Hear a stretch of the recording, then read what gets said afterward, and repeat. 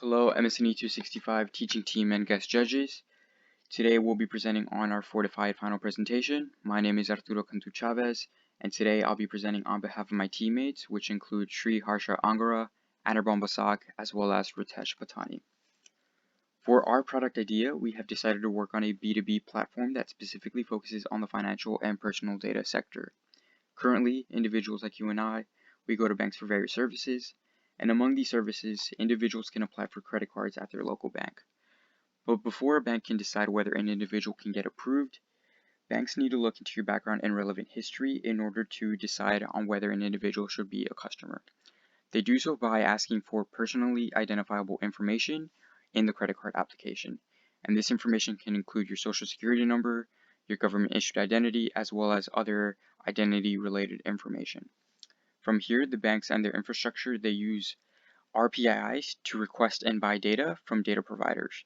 And these can consist of credit bureaus, driving record agencies, or other data businesses. Once they request this data, the data providers then use RPIs to then send the respective raw customer data that financial banks need in order to verify and extract the information they need.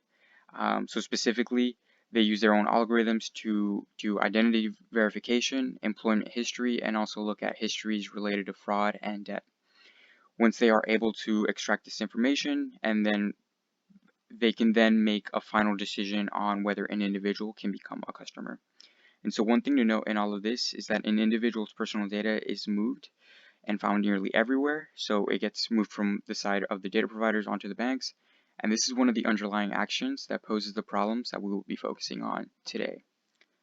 These problems are specifically addressed in our problem statement and consist of 3 pain points. The first is that banks have increased operational and data management costs from handling the raw data they purchase from providers. The second is that this data is at times fragmented and incomplete, which leads to error-prone data as well as inefficiencies in the customer acquisition process. And lastly, new regulations like Europe's GDPR as well as the California Consumer Privacy Act are changing the way these banks and businesses hold and operate personal data. So banks are essentially becoming liable for holding and storing this personal data. Additional design thinking that helped to shape this problem statement as well as these pain points is that we personally heard from our 3 stakeholders during our interview process. We learned that individuals, they care about the way their data is being shared and utilized, and they want more control over it. Banks, on the other hand, they want to reduce their data management costs and not be liable from using this data. And data providers, they want to reduce their security risks from raw data sharing as well as being more compliant with the new regulations. Continuing on our design thinking, some of the MVP ideas, we iterated over several ideas and in the end we narrowed down to one.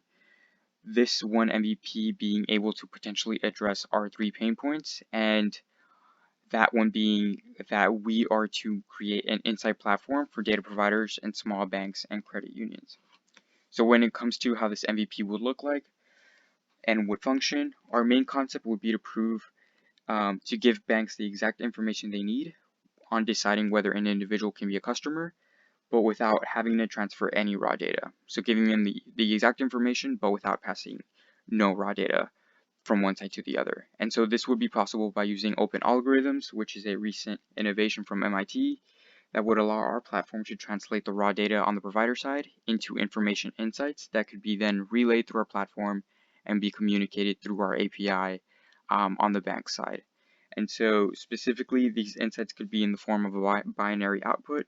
So instead of a bank wanting to verify someone's identity, instead of a bank sending the raw customer data that could include a driver's license number as well as other sensitive information, our platform could then communicate a binary yes or no response and also confirm that this provider is saying that this customer is saying who they say they are. So it could be a binary output instead of sending the raw data and making banks extract that information. So that would be one of the main concepts that our MVP would be focusing on. For our market sizes, we segmented these figures by personal data spending in the financial sector.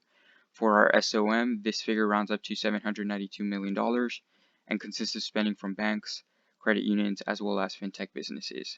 For our point of entry, we would specifically target smaller banks as well as these other financial institutions. simply because they are more nimble and receptive to addressing these cost pain points, and they're also just more receptive compared to their larger bank counterparts. For our business model, our value propositions would be to provide instant insights, instant information, no raw data movement, compliance at no additional cost, as well as cost savings in the long term. For our revenue model, we essentially want to model as a software as a service model where pricing could be used as a pay-as-you-go or a subscription model, depending on the volume of transactions that a bank would require. There would essentially be two transactions in this process. Providers would charge our platform for the information, and in return, Fortified would charge the banks and data consumers a markup per transaction. And then one thing to note is that for our key partners, data providers are a key player. Equifax is currently promoting Fortified services to their end customers, so there would be a revenue sharing aspect with someone like Equifax for our business model in acquiring these customers. Two important formulas to also note here are our customer acquisition cost as well as our LTV formula. Our customer acquisition cost is a pretty standard formula, but for our LTV equation, we are using a discounting rate in our summation. So for the markup that we are earning, which is essentially our gross profit, we are discounting that for our target customers. And then this would be multiplied by the average number of transactions with Fortified over X period of time. For our expansion strategy, we would again target smaller banks, credit unions, and fintechs. One key development is to develop the front-end functionality of our service in addition to the API, and also create a more whole product that could allow us to capture more of our serviceable obtainable market. As we grow larger and start getting into the next market size, the SAM, the important developments here are to improve upon our integration capabilities and offer our products to work with other use cases and services.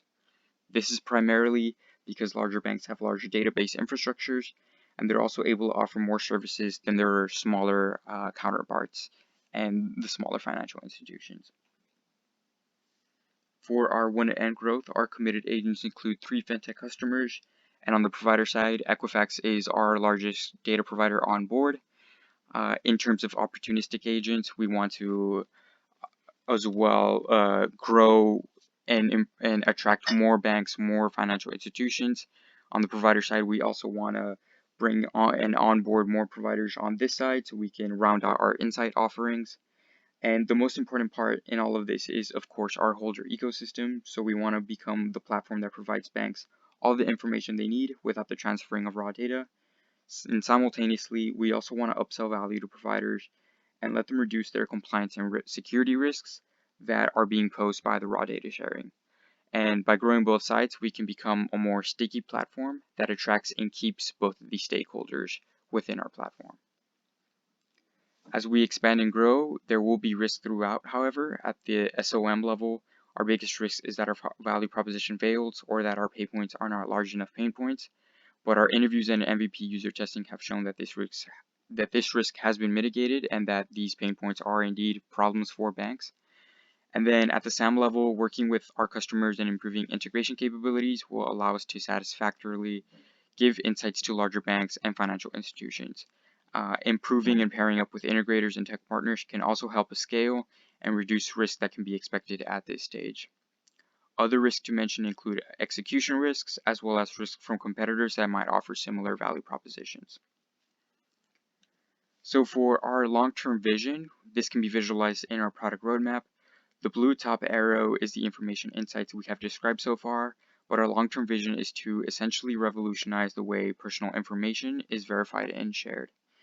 The other product lines we envision can be seen in the below arrows, the red, green, and blue arrows.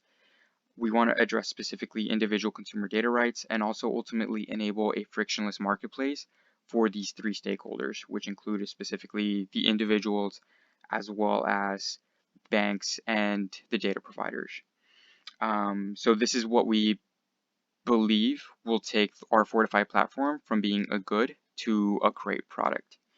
And so with that said, this concludes our final presentation, but we will gladly welcome any feedback and questions. Thank you.